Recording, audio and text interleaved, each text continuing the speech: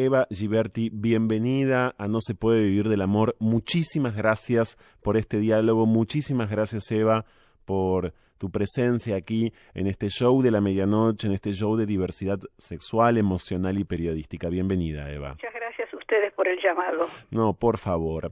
Eva, hoy, sobre todo hoy, amanecimos en la Argentina con una noticia, con un mapa, sobre todo, de las provincias y los distritos, como por ejemplo la Ciudad Autónoma de Buenos Aires, en los que el aborto no punible, el protocolo de aborto no punible, se cumple y no se cumple. Más allá del mapa puntual, quisiera conocer tu posición hoy al respecto de este tema y las posibilidades que sentís, Eva, que tiene la Argentina de avanzar o no en la dirección de un aborto legal, seguro y gratuito.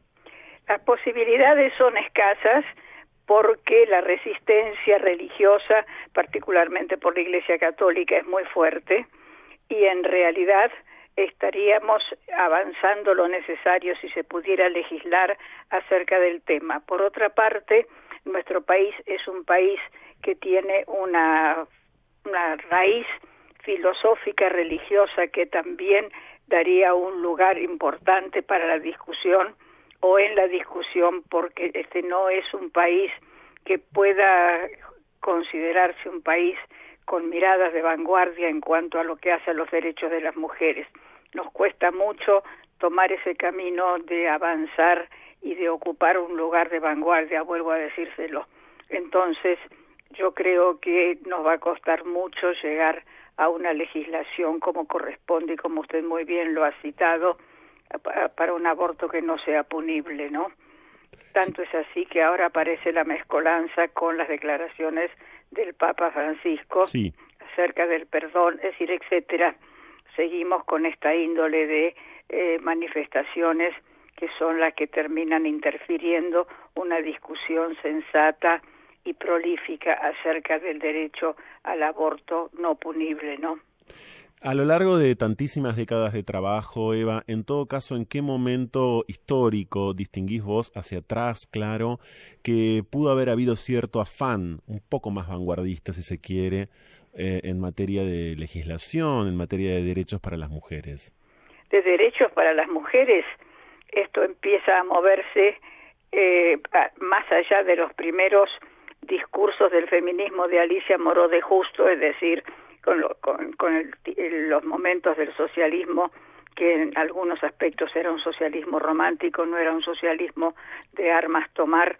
Empieza con Alicia Moró de Justo y después en tiempos de Alfonsín también hubo una notable avanzada con la creación de un espacio que dirigía Cita Montes de Oca acerca de derechos de las mujeres, en los cuales yo tuve que participar, pero ahí el tema aborto fue básicamente excluido de entrada por Alfonsín como un tema que ni siquiera quería tratar.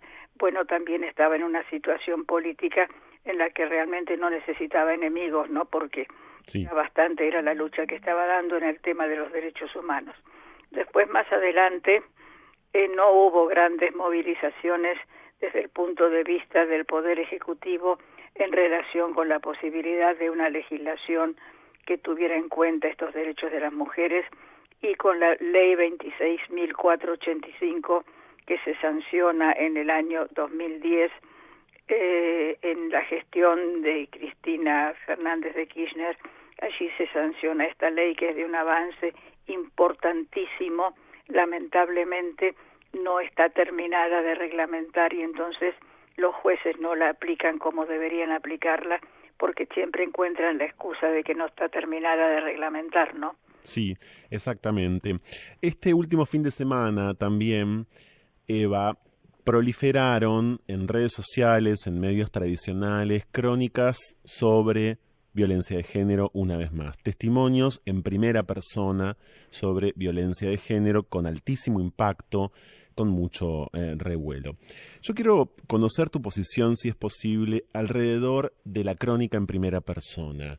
Estamos cada vez más acostumbrados a leer crónicas en primera persona de víctimas de víctimas de violencia de género, pero es como si de algún modo existiera una demanda. Esta es una idea que viene perturbándome en lo personal y en lo profesional hace un tiempo, cada vez más a recibir mayor cantidad de crónicas que prima facie decimos, las celebramos, claro, son necesarias, pero al mismo tiempo da la sensación por momentos de que esas crónicas casi como que indirectamente provocan una especie de suba en los índices, una especie de suba en los casos, ¿no? Crecen los casos, según las estadísticas, ahora un poco más oficiales, capaz que antes, y también aparecen nuevas crónicas. ¿No es una contradicción en sí misma esta? Sí, pero es que el mundo está hecho de contradicciones y de paradojas. Es decir, nosotros no podemos dejar en silencio, por el contrario, hay que visibilizar qué es lo que significa la violencia de género. Y en materia estadística, yo quiero hacer presente que las estadísticas rigurosas empezaron en el 2006 con nosotros en el programa Las Víctimas contra las Violencias, las primeras estadísticas en Ciudad de Buenos Aires acerca de mujeres víctimas de violencia familiar, y desde el 2006 hasta ahora, hasta el 2010, 10 años. Son las únicas que podemos hacer comparaciones entre lo que pasaba en el 2006 y lo que está pasando en el 2016, porque antes no había estadísticas. Ahora recién se empieza a entender metodológicamente que no se puede pensar y trabajar sin el auxilio de la estadística, así como no podemos trabajar sin el auxilio de la informática actualmente. Ahora, en cuanto a la necesidad de exponer a las víctimas que sean ellas mismas las que narren y describan las situaciones, lo que yo he aprendido a advertir es que los conductores de televisión y también de radio se sensibilizan particularmente y toman la posta de la víctima. Entonces estoy viendo, para gran asombro, algo que no veíamos hace 10 años, y es que un conductor se embala, toma el testimonio de la víctima y sigue dándole cuerda a ese testimonio y adhiere a la situación que la víctima ha narrado, con un énfasis que antes no había. De manera que desde ese punto de vista, la presencia de la víctima incorpore, es decir, ella misma hablando de lo que le ha pasado. Ahora, eso no tiene que ver, es otro nivel de análisis el que tiene que ver con que haya mayor abundamiento de víctimas de violencia familiar. Son dos niveles de análisis que yo no mezclaría porque tienen indicadores que son muy distintos. Una cosa es que la víctima hable, cuente y la gente se entere, y otra cosa es lo que pasa en la intimidad de la familia cuando las víctimas no cuentan, no nos llaman por teléfono al 137, que es el número que hay que llamar para que nosotros vayamos a buscarla y la llevemos a hacer la denuncia, porque no es un número de teléfono más. Ante el llamado al 137, nosotros mandamos un auto policial con un policía y 2 profesionales y nos llegamos hasta la casa de la víctima y la llevamos personalmente a hacer la denuncia, la acompañamos hasta dejarla en situación de resguardo. Es decir, esto se viene haciendo en Ciudad de Buenos Aires y últimamente desde hace 3 años en Misiones, y ahora vamos a empezar en Chubut. O sea que acá hay que separar, repito, los niveles de análisis. La víctima que habla ella por sí misma, y que yo pienso que es importante, además que es terapéutico, que la víctima pueda ser, es terapéutico para ella, que se sabe escuchada, que se sabe acompañada, que sabe que está generando un clima alrededor de la violencia a través de sus palabras, y por otro lado es el abundamiento de la violencia en la vida familiar. Por eso digo, son dos niveles de análisis. De hecho, hablando de Misiones, hace poco, en un caso de femicidio, Eva, de la provincia de Misiones, pudimos conocer luego audios que el femicida enviaba por WhatsApp, en donde claramente exponía que iba a cometer un femicidio, entre otras cosas por textuales tipo que ni una menos ni una menos, ¿no? Como despreciando y minimizando por completo ese movimiento. En esos casos, ¿qué sentís? ¿Qué te pasa, no? Cuando efectivamente vemos a un asesino, comprobamos la existencia de él y además vemos que en su discurso hay un rechazo concreto a una política o a un movimiento, mejor dicho. No, pero es que es un momentito. Los los hombres violentos tienen en lo que significa el deseo de matar. El deseo de matar es un deseo específicamente humano. El animal no humano es el animal que mata por hambre o porque se le va la mano en un juego con un otro espécimen de su especie. En cambio, el deseo de matar es un deseo cultural que se instala en los seres humanos desde determinado momento de su desarrollo, y el deseo de matar es la base del femicidio y es la base de todas las amenazas que son de todo calibre y de todo tenor que aparecen en todas las exposiciones acerca de violencia familiar. No, yo no creo que exista un femicidio donde no haya existido antes, de manera muy pegada al femicidio, o bien 5 años antes, como en las parejas que se han separado, pero se han separado y la amenaza ya estuvo, entonces él la encuentra 5 años después y la mata, pero la amenaza ya estuvo antes. Esto tiene que ver con el deseo de matar del sujeto y no tiene que ver con otras variables, mejor dicho, tiene que ver con otras múltiples variables, pero no con que el sujeto diga ni una menos, bueno, esta va a ser una menos. Es probable que alguno que se entretenga con aprender algo de las marchas diga, bueno, ahora esta va a ser una menos y además yo puedo añadir una menos que a mí no me va a molestar más, porque si hay algo que le molesta a un sector masculino importante en este momento es el crecimiento de del grito de las mujeres en la calle, de los escándalos que estamos haciendo cada vez que tenemos un femicidio delante.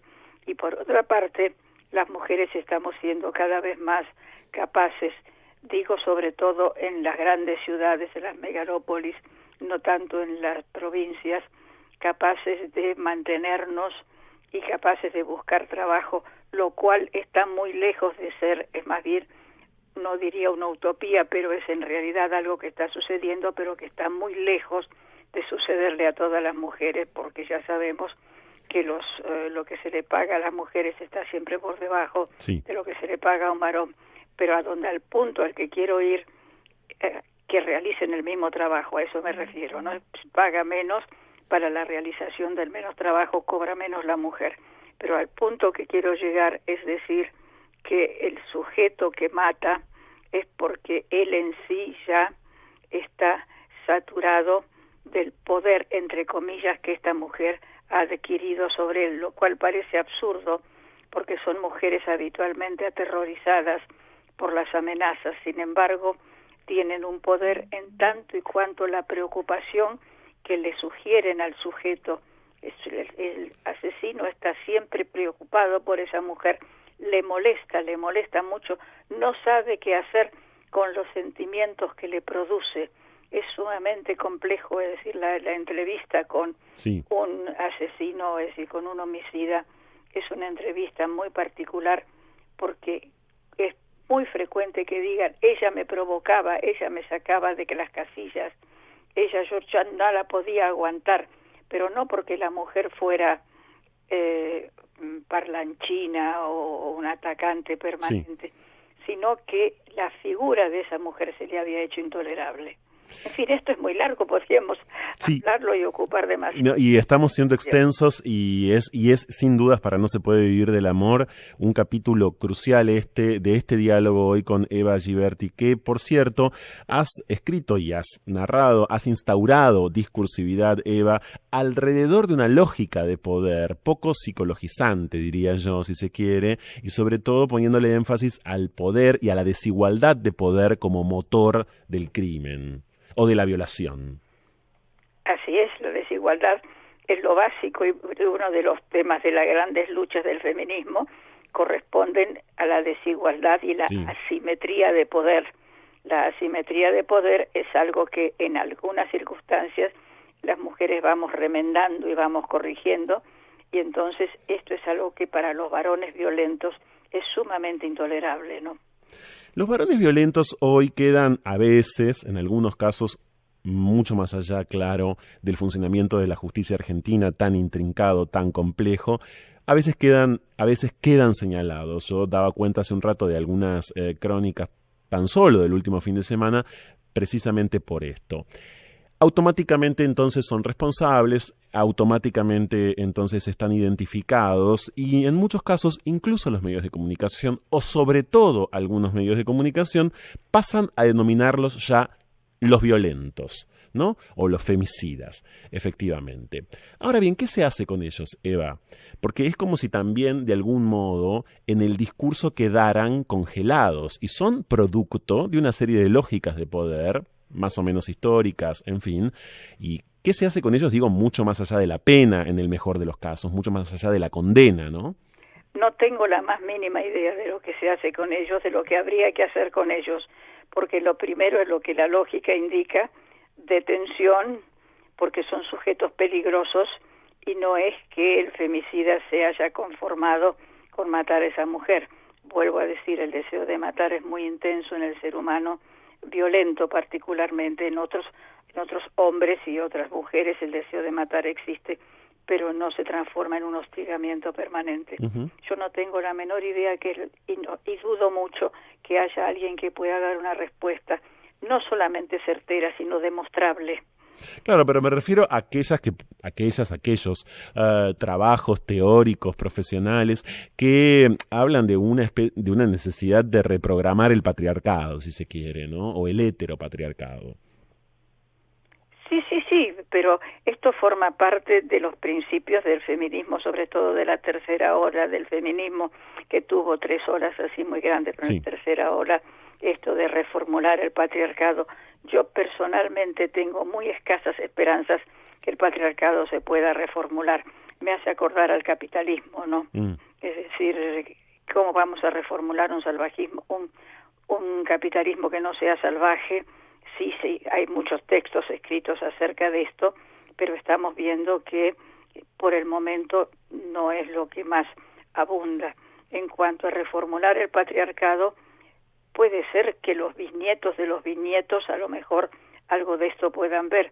Yo no lo veo actualmente con el énfasis que estamos poniendo cada vez más en las cuestiones del poder, y el patriarcado es básicamente poder y es básicamente machismo, ya sea que se encarne en un hombre o en una mujer, ¿no? Eso no está separado por el género.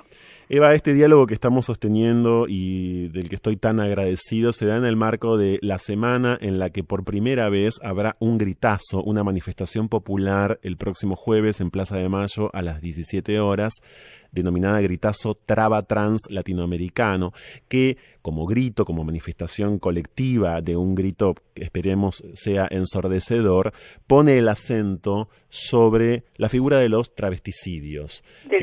De los travesticidios, que es una denominación, una denominación que sobre todo creo que termina de articularse a partir de la masacre de Diana Zacayán, la activista trans, el año pasado.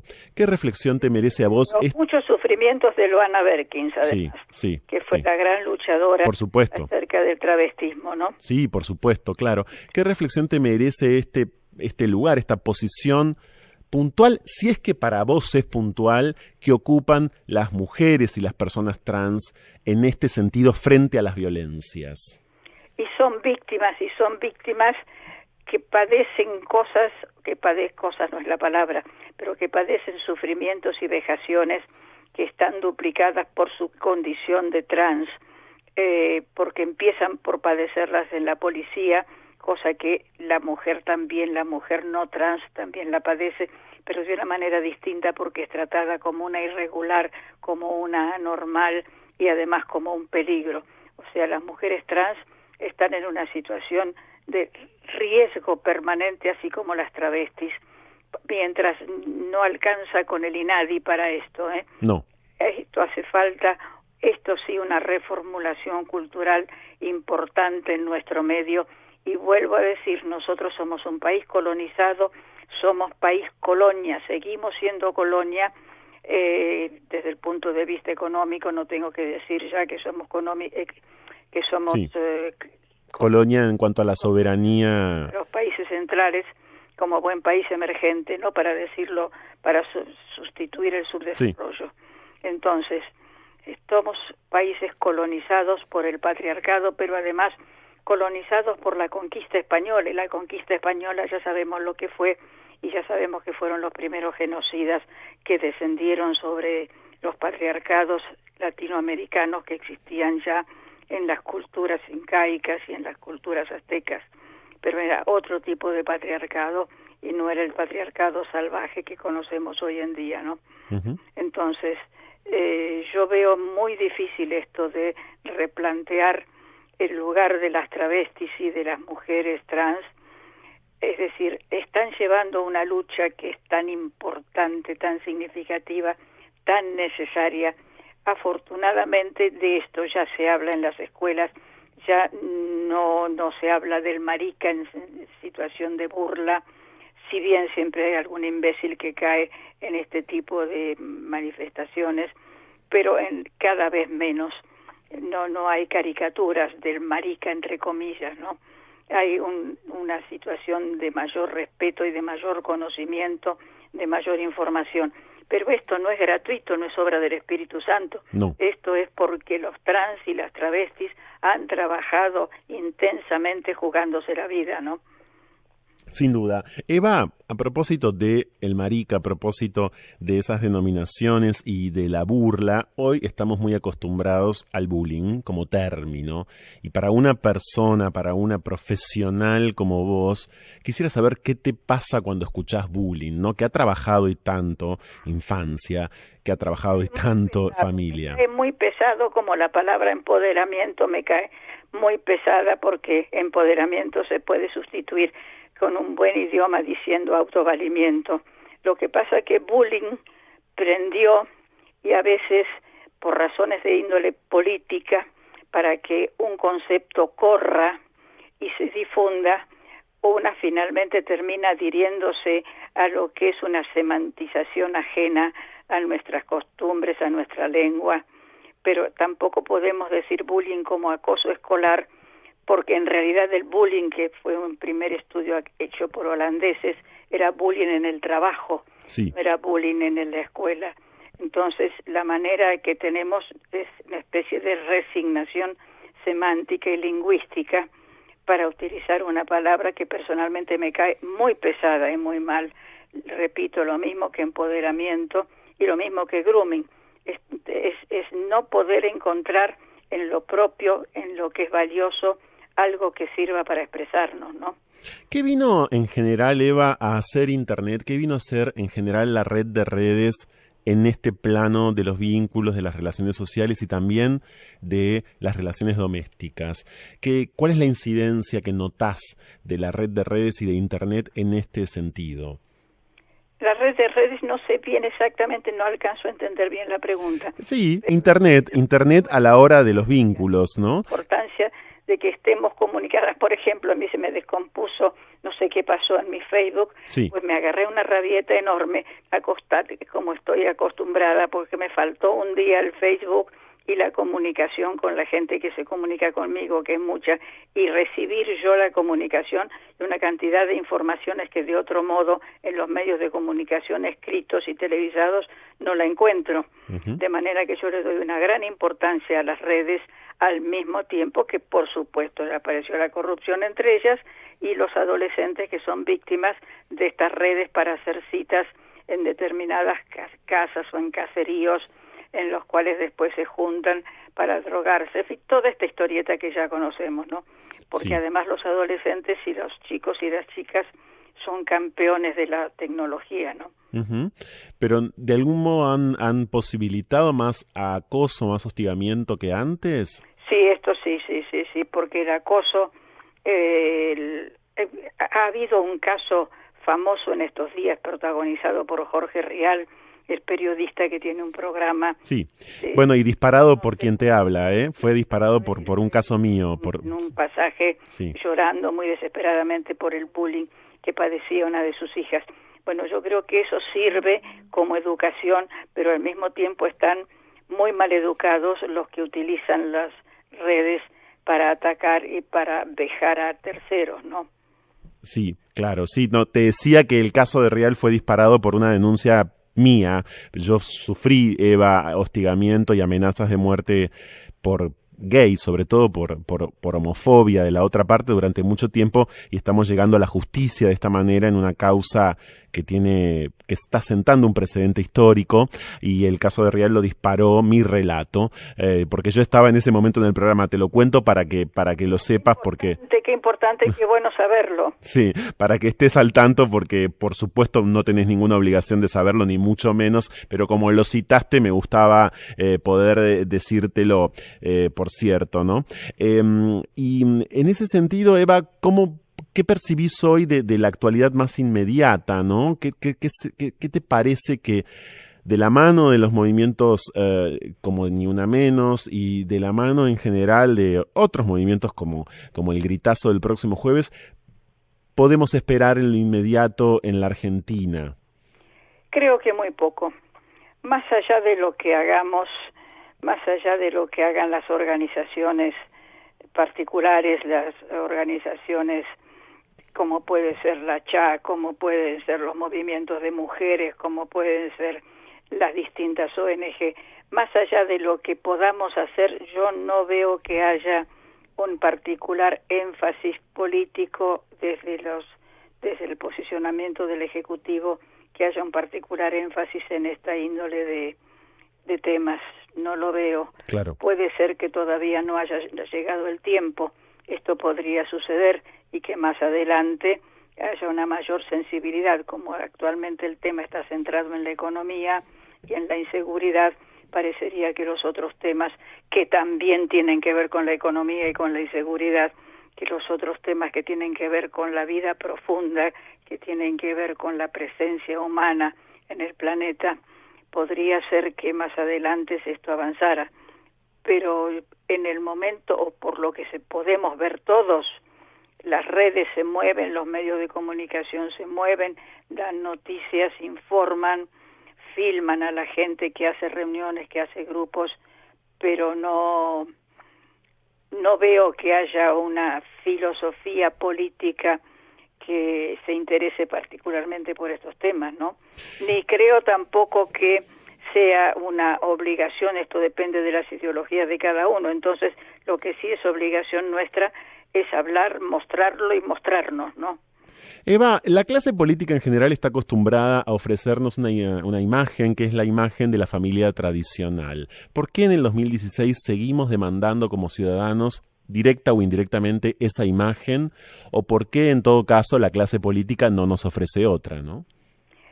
Bueno, pero porque es la que está en los libros de lectura.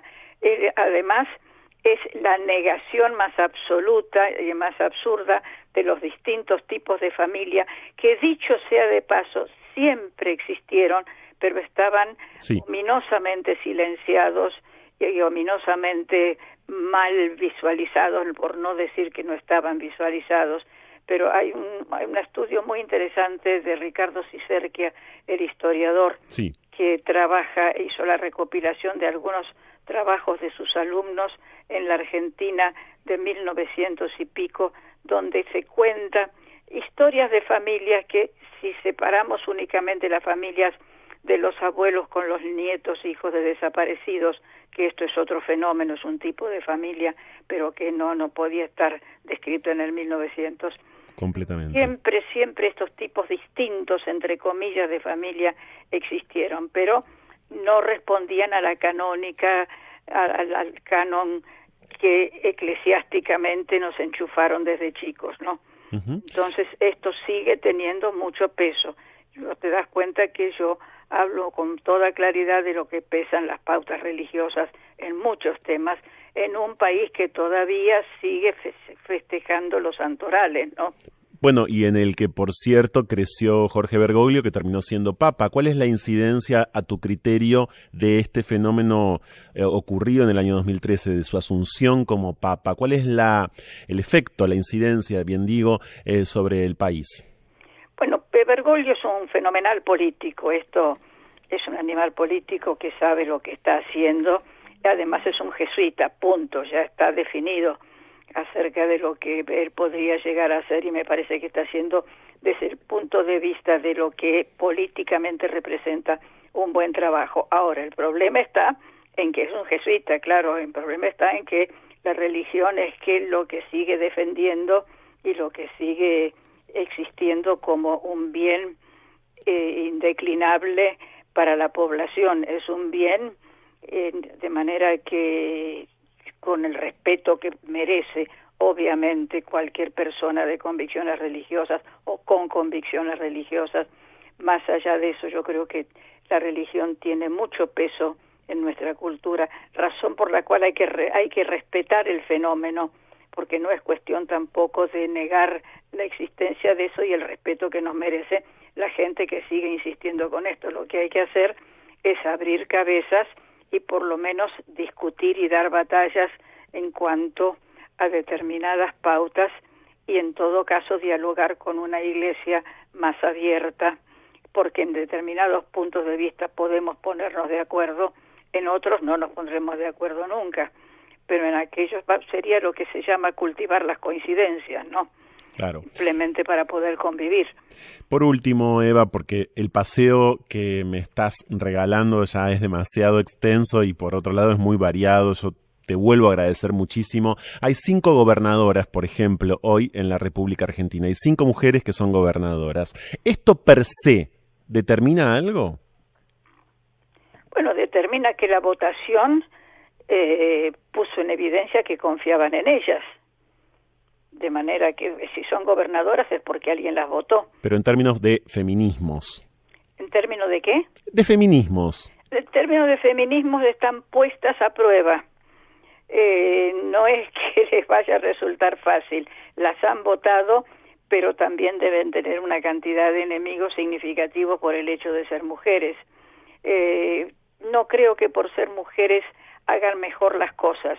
Yo creo que van a tener, es decir, hagan una gobernación mejor por ser mujeres. Sí. Dependerá de la lucidez que tengan en lo que significan los derechos de las mujeres y los derechos de aquellos que no tienen voz, sobre todo aquellos que no tienen voz, porque el feminismo arranca desde la interpelación de aquellos que no tienen voz, y las mujeres arrancan como aquellas que no tenían voz, pero en realidad el mundo de los que están silenciados y oprimidos, que no consiguen emanciparse, no consiguen emancipar su palabra para hacerse oír, es un mundo mucho más grande que el feminismo. Es el mundo de las víctimas que están esperando su emancipación, porque es el mundo de los oprimidos, ¿no es cierto? De manera que yo creo que las gobernadoras, desde el punto de vista de su ser mujer, tienen que haber aprendido de su experiencia de lo que significa la discriminación y tener que luchar también, más allá de lo que significa gobernar, tener que un oído puesto en saber qué es la discriminación, porque como mujeres, la hayan sufrido y reconocido o no, tienen que saber que existe. Eva Giberti, muchísimas gracias. Para mí, desde todo punto de vista, ha sido verdaderamente crucial este encuentro, ha sido verdaderamente crucial para mí poder formularte preguntas como posibilidad periodística. Es una posibilidad que celebro y te vuelvo a agradecer muchísimo. Y para este programa que reflexiona todas las medianoches y parte de la madrugada también sobre lo que nos pasa, que no es lo que pasa, sino lo que nos pasa, es determinante tu palabra. Ha sido efectivamente esta una entrevista, guste o no guste, repercuta o no repercuta, suene o no suene, la escuchen cientos como usualmente ocurre, o miles, o no la escuche nadie, es una entrevista fundamental. Muchísimas gracias. Yo agradezco y además debo confesar que raramente me han hecho una entrevista tan larga y con tantos temas, algunos de los cuales yo misma ni sabía que alguien podría llegar a preguntarme. De manera que ha sido una especie de examen que yo agradezco, porque es bueno acostarse, irse a dormir pensando que realmente uno tendría que pensar mucho más en una cantidad de temas que la agudeza de la persona que me está entrevistando pudo sacar a flote, ¿no? Muchísimas gracias. Muchísimas gracias, Eva Giberti. Muchísimas gracias. Un abrazo grande. Un abrazo.